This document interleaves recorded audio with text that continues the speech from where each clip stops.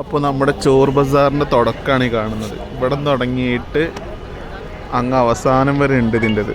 സംഭവം ചോർ ബസാർ എന്നുള്ളത് പേര് കൊണ്ട് മാത്രം ചോർ ബസാർ ഉള്ളൂ കേട്ടോ.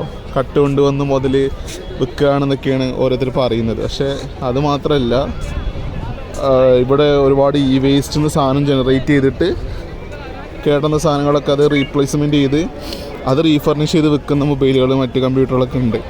എല്ലാം കട്ടുകൊണ്ട് വന്ന് വിറ്റു എന്ന് പറയാൻ കഴിയില്ല. അത് ആ കാലഘട്ടത്തിൽ അങ്ങനെ പേര് വന്നതുകൊണ്ട് അങ്ങനെ പേര്, പിന്നെ അങ്ങനെ സ്ഥലത്തിന് അങ്ങനെ പേര് വന്നെന്നുള്ളൂ. കുറേയൊക്കെ പുതിയ സാധനങ്ങളും മറ്റു സാധനങ്ങളൊക്കെ വിൽക്കുന്നുണ്ട് കേട്ടോ അവിടെ. അതിന് പർച്ചേസിൻ്റെ സ്ഥലത്തേക്ക് ഇറങ്ങാൻ പോവാണ് ഇപ്പോൾ. വളകളാണ്, പിന്നെ കമ്പിളി പുതപ്പുണ്ട്, ഇങ്ങനെയൊക്കെ സാധനങ്ങളൊക്കെ കാണുന്നുണ്ട്. പെർഫ്യൂമുണ്ട്, ബിരിയാണി ഉണ്ട് അതിൻ്റെ ഇടയിൽ. പെർഫ്യൂമിൻ്റെ ഒരു കളക്ഷൻ.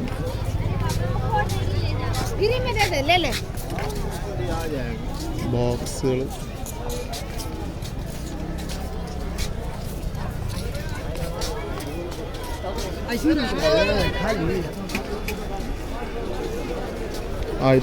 തൊപ്പി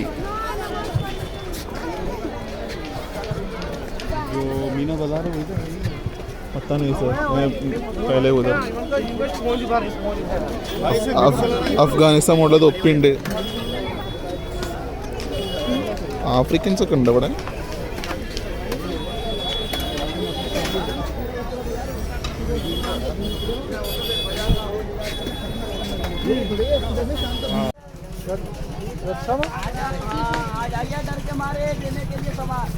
സംഭവം ഞാൻ കണ്ട് വരണ സമയത്ത് ഒരു ചങ്ങായി എന്നോട് പറയാണ്, എന്ത് വെച്ചിട്ടാ നോക്കിയും കണ്ട് അവിടെ പോയില്ലെങ്കിൽ നമ്മൾ പറയും ഫിറ്റുകൾ എന്ന് പറഞ്ഞ ടീംസ് ഉണ്ട്.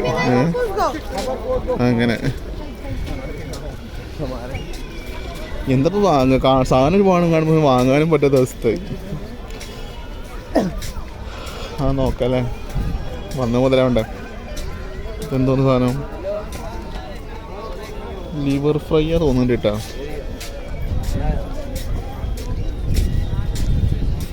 ₹20 എഗ് പ്ലേറ്റ് ലിവർ ഫ്രൈ.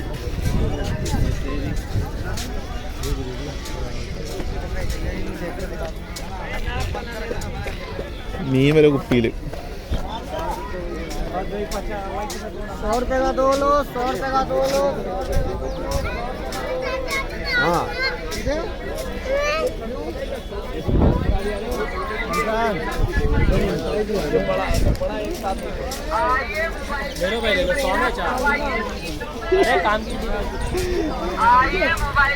അനക്ക് ബോഡി നിന്നാൻ പറ്റൂലല്ലോ, ഞാൻ അതിൻ്റെ തരും.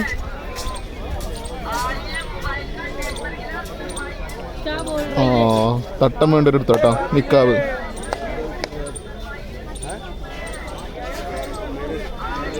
निकाब के लिए कितने है?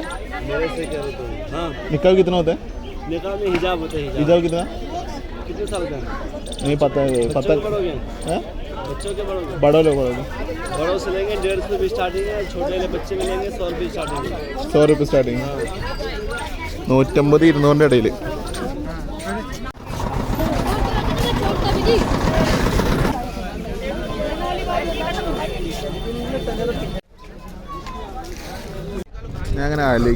ഞാൻ ആലോചിക്കായിരുന്നു എന്താ വെച്ചിട്ടാ, ഒരു ദിവസം എത്ര രൂപയുടെ കച്ചവടം ഇരിക്കൂല്ലേ.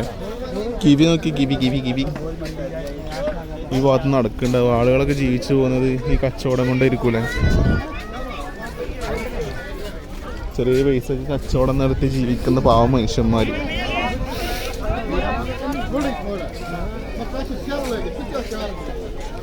ഇതിനെന്തായാലും ചോർ ബസാറിന്ന് പേരിട്ടോനെ ആദ്യം തല്ലടോ. എന്തായാലും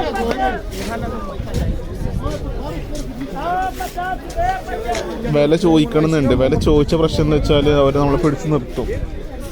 ഇവിടെ നമ്മളോടൊരു വില പറയാൻ പറയും, പിന്നെ വാങ്ങിയിട്ട് കൊണ്ടുവരും. അപ്പം അയാളെ കബളിപ്പിക്കണ പോലെ ആയിരിക്കും. പിന്നെ അത് അവൻ്റെ അവൻ്റെ മനസ്സ് വേദനിപ്പിച്ച് പോകേണ്ട അവസ്ഥയായിരിക്കും. അപ്പം അതുകൊണ്ടാണ് വില ചോദിക്കാത്തത്. അത്ര അർജൻറ്റ് ഉള്ളതിന് മാത്രമേ വില ചോദിക്കണുള്ളൂ. ഫോണിൻ്റെ സെക്ഷൻ എവിടെ വരാണോ? ഫോണിൻ്റെയൊക്കെ